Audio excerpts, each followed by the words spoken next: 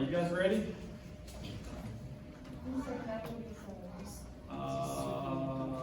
that nitrogen and oxygen?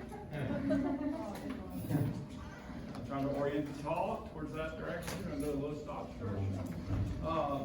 Housekeeping, lab seemed to go well yesterday.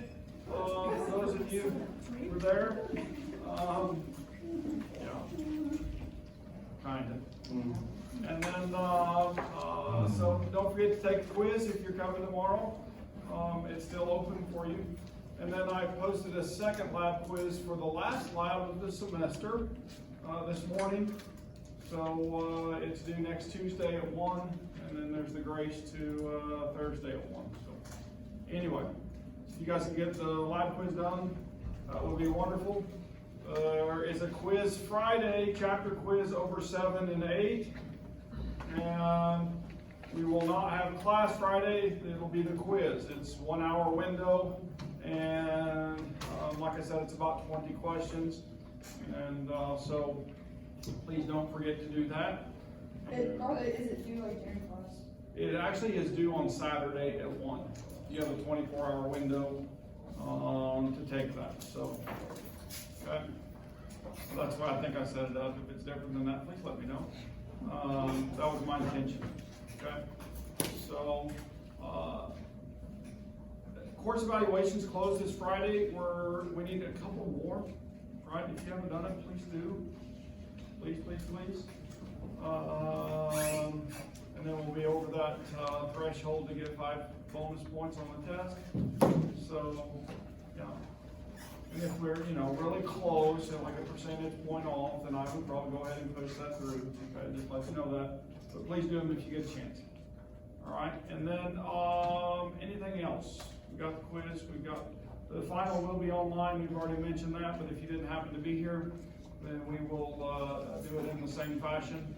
And as we are doing this quiz and the test before. So. And I'll open it up for a little bit longer time period, but give you a 2-hour window to take the final. So when you start it, then you have to finish it in 2 hours. Okay? Is that? It is comprehensive, yes. It will cover the entire semester. Yeah. I know no one. Actually, you guys, I'm going to promise you what we did early in the semester, like with naming and those types of things, is actually easier now because you use it, right? We use the language, we talk about it, and those types of things, and those things that you thought maybe were difficult early become easier. They really do. And the more times you do it and repeat, then it just grows. Okay? And so structural questions will become easier as we'll start reviewing some of the things that we've been doing, and then we just add more to it. And so we lay a foundation, and then we start putting bricks on that to build you up, and we slide around and fill in the gaps and those types of things. And so hopefully you're right along with that. And like I say, my junior and senior students, the days they come in my office and said, oh my gosh, I was tutoring someone last night and they could not do a molar calculation. And I just can't believe that. And I tell them, well, I helped you do one. Oh yeah. Right? You guys with me? So it really does, as you become more comfortable with it, it becomes easier. It really does. Things that I thought were once hard, I don't even think about, right? I don't have to look at anything. It just is automatic. I did your lab calculations today because those are the lab quiz questions. And I just looked at the numbers, wrote them down very quickly, picked up my phone, calculated it, and it took me about 20 seconds, right, to set up the calculation and to build the quiz. And so it will take you longer, I know that, okay? Maybe a couple of you won't, but most of you, you'll have to figure out how to do that again. Does that make sense? But it'll come. Anything else for housekeeping? Don't forget, you should be working every night, right? We don't even have next Friday, right? Fridays, they call it the study day. Been trying to get that renamed for years. What do they call it instead? Dead day, right? It's not a dead day, you should be working, okay? So, study day next Friday, so we only have today's lecture, Monday and Wednesday of next week. Okay? And this class is open. Many of you are cheering statically on the inside. Okay? I know that. All right. I can't think of anything else housekeeping wise. So, you guys got anything for me? No.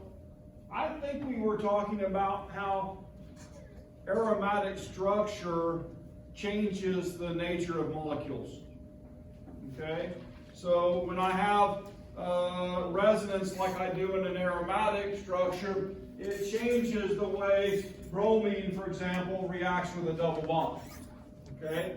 I can either do an addition reaction to go from a double bond to a single bond in a non-aromatic structure, or if I have an aromatic structure, then it actually does a subtraction reaction and adds that bromine. Okay? And so the single bromine on the double bond. Notice the double bond remains, right? And so Dr. Eason will teach you the mechanisms behind those, but the resonance gives stability, right? So what did I say 50% of the time the correct answer in organic is going to be? Resonance, yeah. And so resonance is why that happens. And this is showing that structure I drew on the board where the double bonds are resonating around the ring. And then I also drew the circle on the inside of the ring, which is perfectly acceptable. Now, if I'm doing organic structures and I don't need to show the resonance, is either one of those acceptable for benzene? And the answer is yes, both of them are acceptable. We all know that it resonates, so you can put double lines or double bonds in, or you can put the circle in, whichever you would like. Cool? Okay, and both are accepted. All right, so this is showing some other aromatic molecules. Now you notice the benzene ring is present in the first two, and the first one is benzaldehyde, and so there's a functional group there that you're going to have to learn for organic chemistry. And if we're looking at it, it's right here.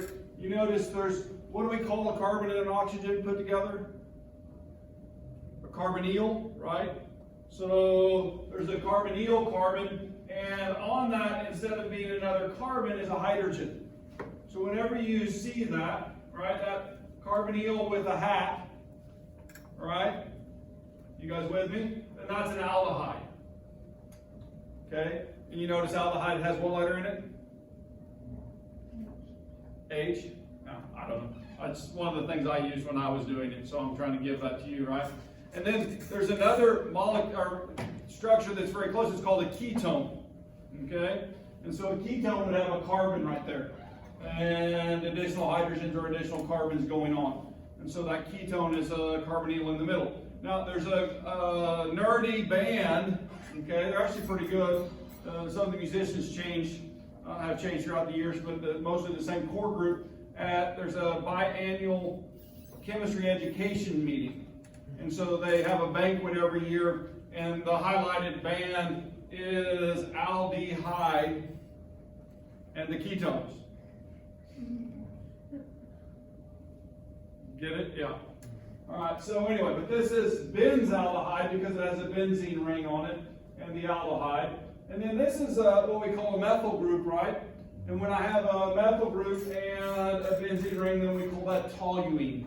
Okay? Now, that's an interesting molecule. It used to be present in all airplane glue, right? But it shows to be carcinogenic because of the benzene ring, and so it was removed and they use other solvents now. Okay? But when I was a kid, I used toluene containing airplane glue. This is another one that's interesting. This is called naphthalene, and we're actually going to use naphthalene in Gen Chem 2 in a bomb calorimetry experiment. Okay, but this molecule is famous for something else. Do you guys know the smell of mothballs? Any of your grandparents use mothballs? Yeah, you can't buy them anymore because they're carcinogenic also. Okay. But they're made out of this molecule. They're solid pellets that are made, and the naphthalene's odor, right, keeps away moths. They don't want to hang out, right? So anyway, so that's that molecule. I used a couple of these in graduate school quite extensively, along with other molecules with, instead of methyl groups on this, these are xylenes. So if you notice, there's 2 methyl groups instead of 1. So it goes from toluene to xylene when I add that second methyl group. And then if you notice, there's a 1-2 position here, right? Or 1-2-3, 1-3, or 1-4. Okay, you guys see those positionings? Now in the modern naming system, we would do the counting, 1-2, or 1-4. And in fact, by reaction mechanisms, those two go together. And so in other words, the ortho and para go together, and then by a different mechanism would I get a meta product in a synthesis. And so we learn those things in organic chemistry too. But ortho is side by side, para is opposite, right? You guys with me? And then meta is that in between one. Cool? You guys identify that language? And so that's positioning. Here we're using the number system, which is the more modern system. And so if I'm looking, this is a 1,2,3 trichlorobenzene. You guys see that? So 1,2,3 trichlorobenzene. And this is a 1,2,4 trichlorobenzene or a 1,3,5 trichlorobenzene. Now there's a whole bunch of molecules out there that have these chlorinated substitutions, and these are even more carcinogenic than the ones, for example, like toluene. And then we can actually get into some very toxic molecules which have chlorine substitutions, which if you take my environmental chemistry course, then we'll learn a lot about those in there. All right, so dibenzodioxins and dibenzofurans that are chlorosubstituted. And so, cool molecules. Any questions on aromatics? Any questions on aromatics? A little bit of language there, right? So in terms of structure naming, oh, there's a question.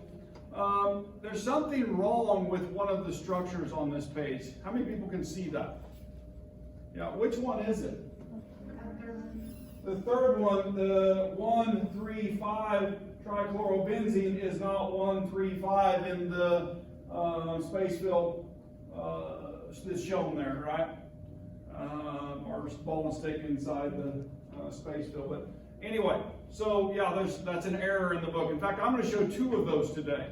Okay, so there's a second one that I noticed, and so I'll show that to you when I'm talking about molecular orbital theory. And so this is a gear shift, right? And this is an alternative to electron pair bonds previously described, right? And in fact, this, if you want to see if a molecule is paramagnetic, then you have to use molecular orbital theory. Other than that, then to me it's easier to use the bond pair stuff that we've been doing in Lewis structures and those types of things. Does that make sense? And so this is going to take atomic orbitals and it's going to overlap them to form molecular orbitals, right? So 2 overlapping atomic orbitals make 2 molecular orbitals, and sometimes atomic orbitals will hybridize or mix, and so we get relationships where S and P will combine, and so we'll get an sp hybrid or an sp2 hybrid or sp3 hybridized orbital, and we'll see some of those in the next chapter when we start doing structure. Okay, and we'll talk about those and why they're called that. So, the hybrid or atomic orbitals overlap with non-hybrid atomic orbitals to bond, and the hybrid orbitals overlap with other hybrids to bond. And so, we're going to look at those in some detail in the next chapter. To do molecular orbitals, then you have to combine the valence atomic orbitals of all the atoms to give a new set of molecular orbitals to put the electrons in. And so the number of molecular orbitals formed is equal to the number of atomic orbitals combined. And so hydrogen combines to make 2 s atomic orbitals or to make 2 sigma molecular orbitals. It's easier to look at a picture. You guys want to see a picture? All right. So this is the picture. All right. So here's a 1s orbital from a hydrogen, right? And how many electrons does one hydrogen have? So I have a 1s, right? And I have a second 1s. But to make the bond between them, okay, a molecular orbital, then I have to hybridize, okay? And the way we do this is we normally draw a platform, and we have a lower energy position and a higher energy position, okay? And the new bonds that are formed when I take a 1s and make a new orbital is called a sigma, okay? And the second orbital is a sigma star, which is actually also called the sigma anti-bonding orbital, okay? So this is the bonding orbital and this is the anti-bonding orbital. Now, what happens when I have a pair of electrons, for example, like hydrogen in the bonding orbital, then we make, in terms of bond order, one bond. Okay? Now, we would see the same thing in the Lewis structure, and we have two hydrogens and we have one bond between them, and so the bond order is one. Does that make sense? And so you can see that. Now, what you can't see is that hydrogen in this case is the molecule, it has no unpaired electrons, so it's not magnetic, right, in that sense, okay? When we get something that has unpaired electrons in this, then we can see its relationship. The next one up here is actually oxygen, and so what you see is we still have the sigma 1s and the sigma star 1s, right, just like over here, but then we've added additional orbitals because when I start looking at oxygen, then we have additional electrons, right? And so we actually get all the way in terms of 2p, we go from 1s to 2s to 2p right here, right? You guys with me? And so what we see is that we start filling those orbitals in terms of energy, and so we go from the sigma 1s to sigma star 1s, sigma 2s, sigma star 2s, and then to the sigma 2p, and then these are pi orbitals. Now, the first connection between two molecules, right? The first connection between two molecules is called a sigma bond, okay? And so it's a molecular orbital, it literally is just the name, okay? Don't make this more complicated. When I have two s orbitals that come together, they make a new orbital, and it's called a sigma. Cool? You guys with me? And then when I have a second bond between two atoms, right, then to make that for oxygen, I have to start using p orbitals, okay? And so the sigma bond lays directly in the plane between the two atoms, and the pi bond lays outside of that, okay? And so the second bond in oxygen is a pi bond between the two in that valence shell. And so the second bond we would define as that. And so when I'm looking at molecular orbital energy diagrams, then what we see is that I have electrons in that 2p, right? Or pi 2p, and I even have one more electron here in the pi star 2p, the non-bonding orbital. And so in this case, though, there's bonding, there's not enough electrons to do anti-bonding, so they stay together, okay? And that's the way we define that. But it also shows something interesting about oxygen, is that there's a couple of unpaired electrons, and so the oxygen molecule can actually bridge a gap between two magnetic poles, right? Because of that. And so, yeah, it's kind of cool in a way, right? And I'm sure that magnetic fields around the Earth affect that in interesting ways. So, but I'm not that familiar with it. I put this up. This is actually showing electron fills for a whole bunch of different atoms. And so if I'm looking at lithium, for example, then this is actually ignoring the 1s. You guys catch that? Right? So the 1s is not shown on this. It starts with the 2s, or the sigma 2s. And so it shows that the sigma 2s is full with lithium. When I have two of them, then I can make dilithium. Okay? Dilithium crystals. You guys have heard of those, right? Star Trek? Yeah? Yeah. Okay. Well, I thought I'd get a little more response. Maybe that's my generation. But if you'll notice something, notice with beryllium that there's the sigma 2s is full, but also the sigma sigma star 2p is full, right? So that means the anti-bonding orbital is full, and when that happens, then you don't make a bond. Okay? So, and in fact, there's no known case, or it's unstable, they can't keep that molecule together, right? Where you can see the bond energy with the lithium, right? But when I move down one, then I can't keep that compound present, right? And so molecular orbital theory predicts that would happen, okay? And in fact, there's another case on down here where we see the same thing, and notice what it is. It's neon, isn't it? And so when I start looking at neon and I do its fill, then we see that all the non-bonding and all the bonding orbitals are filled, and so when I start doing bond order, there is no bond between them. You guys remember doing bond order? Or I've talked about bond order, I don't think we've done it yet.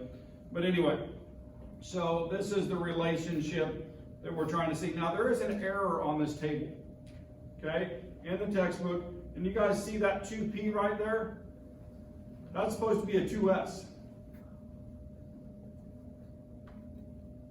Okay? It should be, in terms of energy, sigma 2s, right? And then sigma star 2s. And then if you go all the way over here to the end, what do you see? Sigma star 2p, right? And so that and that are not equal in energy, and they're not the same orbital, and that should be an S right there. I've used this book for 15 years, and I just now noticed that. It was a random thing. Cool? Okay.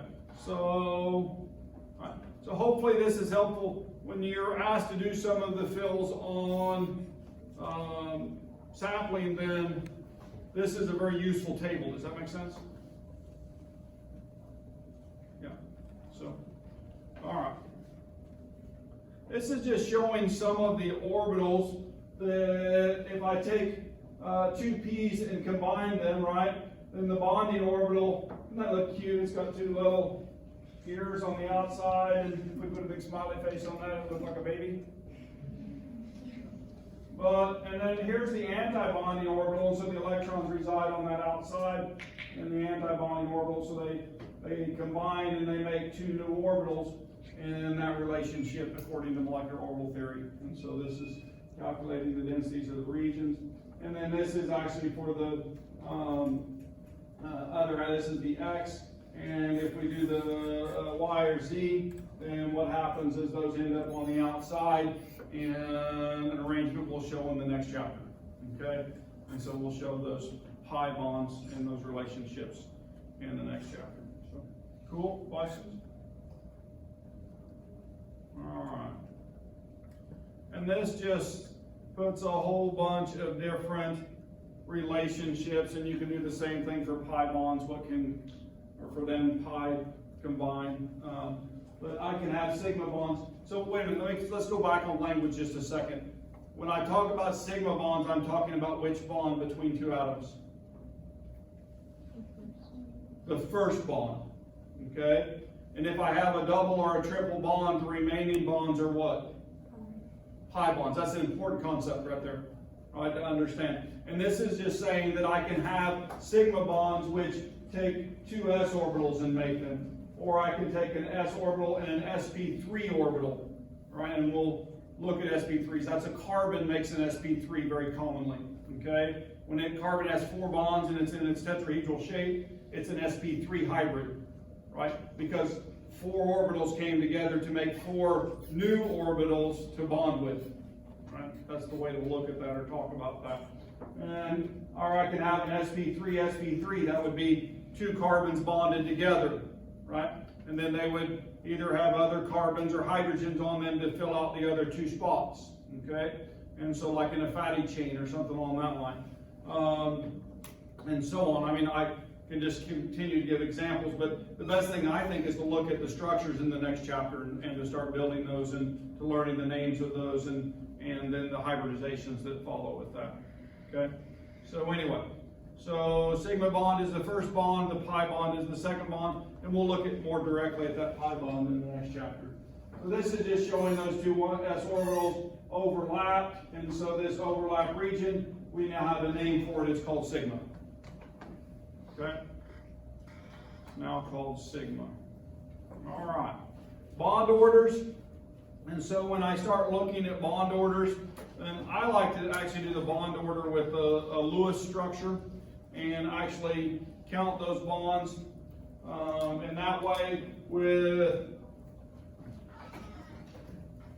the relationship between oxygen and oxygen here, the bond order is 2. Okay? And so there's 2 bonds between that. If I have a relationship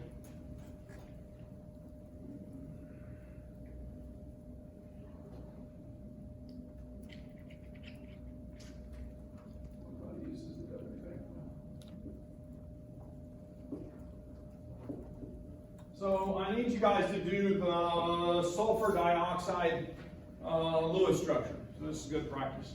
Okay, sulfur dioxide Lewis structure. How many electron system?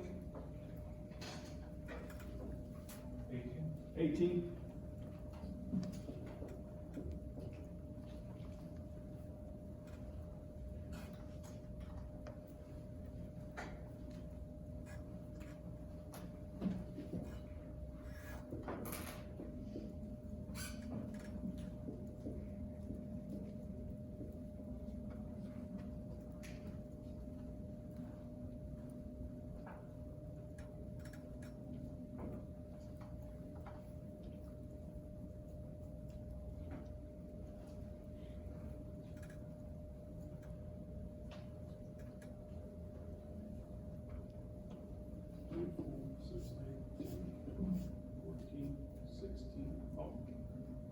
Messed up there. Left you out, didn't I?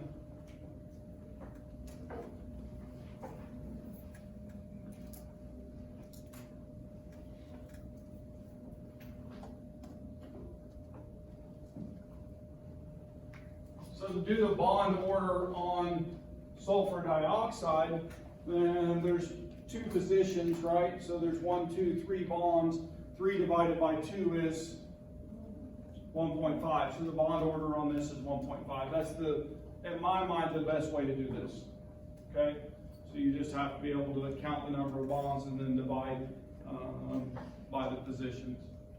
And so What do you mean by position? there's 2 oxygens on that. There's 2 positions on the, yeah. Cool? All right. When you're doing it in molecular orbital theory, you count the number of bonding orbitals that have electrons paired in them, and then you subtract from that the number of anti-bonding orbitals that have paired electrons in them to get to that same bond order. Okay? And you can do it that way. But like I said, it's much easier to do it by the Lewis. If you want to learn one method, do it that way. Okay? Yeah. So that's my recommendation. All right. So when you need to use a molecular orbital, it was when you need to look at magnetism in molecules. And so in that relationship, then that's when we would use it. Okay? So that's when I would use it.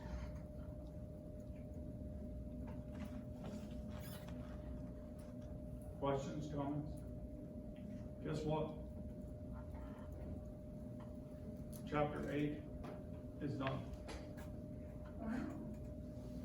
Wow. So guess what? Chapter 9 begins. And we'll get three lectures on chapter 9. That's good. So, what is chapter 9? Molecular structures. I mean, this chapter is all about drawing and visualizing molecular structures. When you do this in organic chemistry, go buy a model kit. Okay? I'm going to bring some down next week so we can build helicopters and those types of things and molecules. but I know they get used for other things during lecture. It's kind of fun to watch. We'll make puppy dogs and those types of things. But it's so we can actually think about it three-dimensionally. It's really, really useful, okay? So we can put together these molecules, and then there's some rules that go with this. For example, Vespers, the kind of the word we use, it's actually a valence shell electron pair repulsion theory or model. Actually, I should call it a model because it's a model, it's not a theory. But it says that when I have electron pairs, they want to be as far apart as possible. Okay? So that means that if I have a molecule like this, right, then there's an electron pair. You guys with me? This is an electron pair, and this is actually a couple of electron pairs.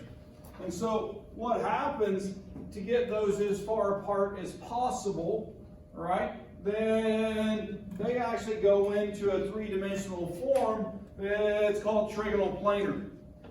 And the bond angles between those, now with this lone pair up here, it's going to bend these, okay?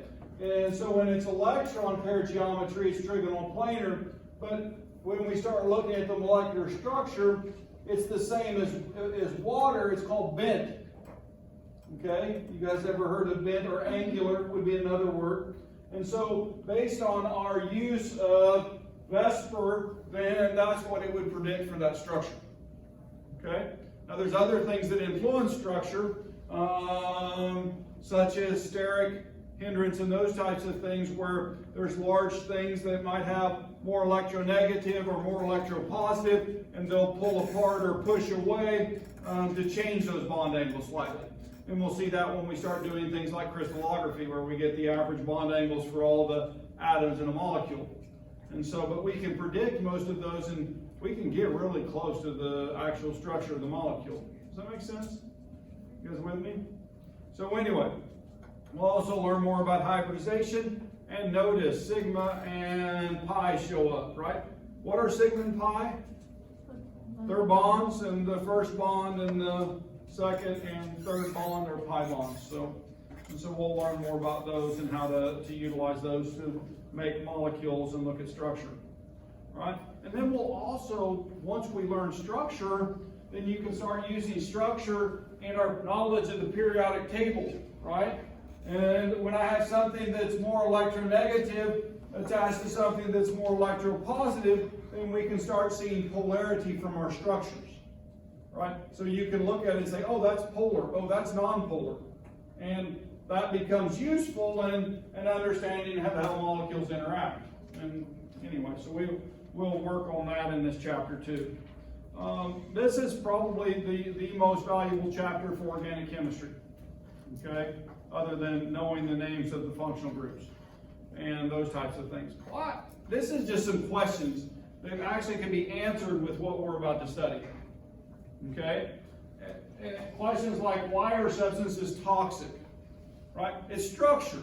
It literally is structure, and the way the structure interacts with some mechanism in your body is why it's toxic. Right? How it interferes, what pathway it gets into, what channel it blocks, all of those things become really important in terms of understanding, well, why chili peppers are hot, right? There's actually a molecule, right? Literally, this molecule, it fits into sensors that they go, wow, that's hot. Okay, so your brain fires up, and some of them are so hot, right, that, I mean, how many people, for example, a habanero makes me hiccup. Have you ever tried to eat just habanero pepper, pure? No. Ooh, okay. Yeah, it's uncomfortable, right? This morning, I made a crock pot, and I'm really kind of excited, but I did throw in a whole jalapeno. I just sliced it in half and threw seeds and all in the crock pot with the pork roast, right? But I actually did it curry style, so I used curry seasonings, pineapple, fresh pineapple, bell pepper, and coconut milk. But it's going to be spicy. Okay? Where's yours at? well, I'll have you over for dinner sometime. Okay, we get over this pandemic. Yeah, whenever I thing. can leave. Yeah, whenever we can leave the campus. All right. So, yeah, and we can eat together again because they've asked us not to, right? So, anyway. But it's hot because it's got capsaicin in it, the same as the habanero does, just not at such high levels, right? The jalapeno isn't as hot. Yeah, and they make some really cool peppers, which nobody can eat. So anyway, why do some molecules absorb IR energy? It's explained by structure, and an important concept in chemistry is that structure determines function, right? Its properties are determined by structures, what it says up there, however you want to say that, such as physical, chemical, size, mass, shape, polarity. All those things come with structure, okay? So if we know the structures of molecules, then we can start talking about what they'll do. We can predict things about them, or we, can predict how to use them. And so our knowledge of chemistry gave us some interesting news today, or I felt like. The CDC announced about the vaccine process today, an expected timeline, which is a lot better than I thought it would be. And so this is something maybe you guys want to hear. And what the CDC said that they are planning on giving approval on a couple of the vaccines in emergency, and that those first 40 million doses are actually only treating 20 million people because it takes 2 doses to get the vaccine, and those will go to the frontline workers and at high-risk people. Shortly into the spring, then they should be manufacturing 70 million doses a month and distributing those, maybe even up to 150 million doses a month, depending on how many people are approved, how many companies are approved. And they think by May that they'll have enough of the population vaccinated that during the summer we should be able to start going back to normal. I have a question. Yeah. I was talking to, she is a nurse. Yeah. And she works in St. Louis. And Yeah. she was talking to me about it. And we were talking, she said that there was an issue with people becoming sterile. I don't know, I have not heard that. That would be a major downfall if that were true, but I have not heard that. So, I mean, I have enough kids, but you guys may. Just that was supposed to be fun. So anyway, I have not heard that. So all those side effects will be listed, and if that's one that shows up, then that will be interesting. But nothing that I have read has indicated that. There's just minor. The major side effects are headache and tiredness on the second dose, and there was one other, I can't remember, that were significant, but everything else was in such a small amount of people that they didn't think there would be concern. The interesting thing about the viruses is the chemistry. They're synthesizing small strands of RNA. So we know the strand coding, and we can make those molecules. And then they're encapsulating those, and they're putting them into our cells. And when we do that, then it manufactures the protein of the virus that's on the outer shell. And so your immune system doesn't get the virus, it only gets the protein that doesn't belong, and so it builds T cells to attack the protein. Yeah. And so in that case, it destroys the virus. Yeah. How do they sequence the RNA? Like, do they have to use like a tissue to start out? They literally took the virus itself and took the RNA sequence out of it, and then you can actually multiply once you get the sequence isolated, they multiplied it, and then they literally put it in a sequencer and found the sequence of the base pairs. And so then they isolated the sequence for just the protein out of the total virus, right, sequence, and identified which one that was, and then that's what they're making the virus or the vaccine from. Are they taking like any of the antibodies from like people that's had it? Like me? Now that's a different treatment, and yes. I've had it, and they told me that I'm immune for like 3 to 6 months on it. I was talking to a friend of ours who goes to I saw him at a ball game last night. His little brother was playing Utah, the Mormon college out there. BYU. So he's a student there, and he said that the students at BYU are having COVID parties so they can all get it, so they can produce the antibodies, and it makes their plasma more valuable. And so they're selling their plasma for cash. They told me to do that, and I'm like, I'm not sure that flag up here. if it saves someone's life, then I'm not sure you should do it for the cash reason. I think that you should do it for the other reason, that it might benefit someone who is ill with disease. But I just found that interesting that he explained all that to me last night and how that was working. And then I asked him if he participated, and he said, no, but I really thought about it. So anyway, yeah, that's kind of funny. I did laugh.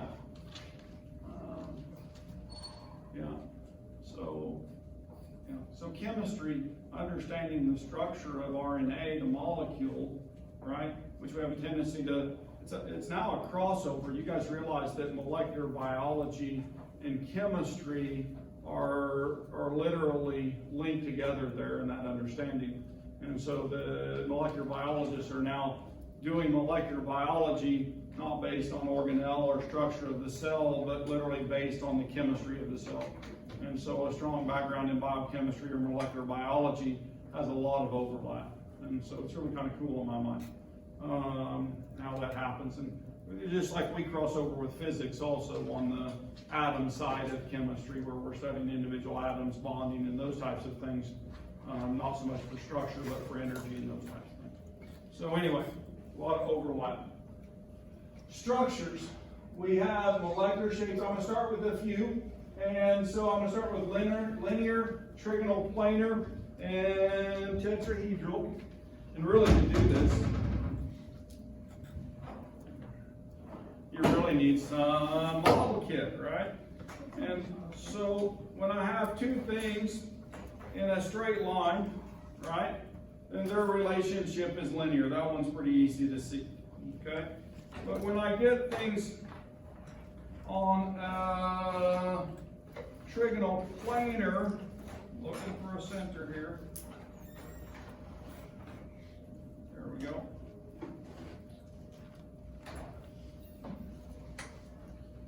So when I get three things on one plane, right, then this would be considered trigonal planar. Now, in the case of that molecule, it's trigonal planar also, but you notice instead of a single bond, there's what?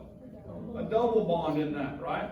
And so that what it does is where that double bond, well actually where that lone pair is, it actually compresses one of the bond angles because it takes up more space than a bond does.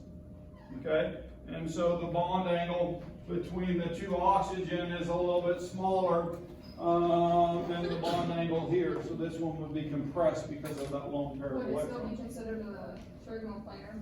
Yes, it's still considered trigonal planar. Now when we get to tetrahedral, right, but the bond angles, if they were equal, would be 120 degrees all the way around this, right? So 120 degrees, 120 degrees, 120 degrees for 360 degrees. When I get to tetrahedral though, which we've looked at 2 or 3 times, then I have 4 things attached, and they get as far apart as possible, right? And so when they're existing in this way, then those bond angles are 109.5 degrees, okay?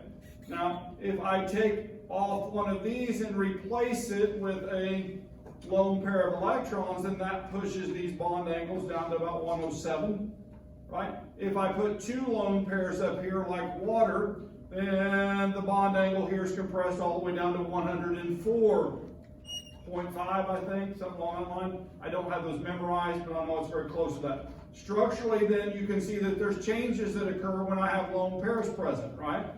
And so, yeah, it bends things. And so the general relationships are given there. The bond angles for the perfect angles are given. And so when we start building shape, then that's what we look at. And so, anyway, ideas about shapes. So number one, we already know this, but electron go around in pairs, right, or like to. We gave it a radical example the other day where we have an unpaired one. We have bonding electrons and we have non-bonding electrons, right? So if I'm looking at this, then we have 2, 4, 6 bonding electrons in this relationship, right? We have a whole bunch, 2, 4, 6, 8, 10, 12 non-bonding electrons, or what's the other name for those that we use? Lone pairs, or lone pairs. All right, so those are lone pair electrons because they're not shared with anything else. And so the other thing that we've just learned is that electron pairs do what? They repel each other. They don't want to be together. All right, so pairs of electrons spread out into our 3D shape that we're going to talk about, and our Vesper theory. If we know the number of bonds and electron pairs, and we can put those appropriately around the atoms, then we can predict the shape of the molecule. That's kind of cool, isn't it? When you think about it. And computers do this really well, right? Because they start looking at more interactions than just the lone pairs. And so we can program it to do those in energy calculations to minimize the energy relationship to find the best structure. Right? You guys will use those a lot in organic chemistry. This is just showing some space filled with real live balloons about how those interactions look. And so we can picture that linear where two things come together. And we can picture the trigonal planar where three things, the tetrahedron. And then two that I haven't mentioned yet are the triangular bipyramidal and the octahedral. Okay? And so I actually used a trigonal bipyramidal to make the first trigonal planar molecule, because I just took the center plane out of that and looked at those. So anyway, but we'll look at examples of all of these. Now, I have a tendency, this is triangular, right? Trigonal is also used in place of that. So just be aware of that, there's a language dual use there. And same thing with trigonal planar up there, right? Triangular planar is also used. You'll see both examples. So I don't want to confuse you. So here's our ball and stick and space fill. And so if I'm asking you the molecular shape of this molecule, right? What's the molecular shape of water? It's bent, right? You guys have heard that before. But I'm going to ask a different question. What's the electron geometry of water? Not the molecular geometry. What's the electron geometry? Tetrahedral. Yeah? Because when I have my water, right, I have my two hydrogens, right? But in addition to the two hydrogens, there's two lone pair of electrons up here on top, right? And so in terms of its electron geometry, it has four things attached to the center atom, two lone pairs and two bonds, and those two lone pairs push the hydrogen atoms down to make the bent structure. Right? So we're going to find that that works with all molecules and in that same fashion. And so we've been working on Lewis structures so we can build those Lewis structures, so then we can look at them and say,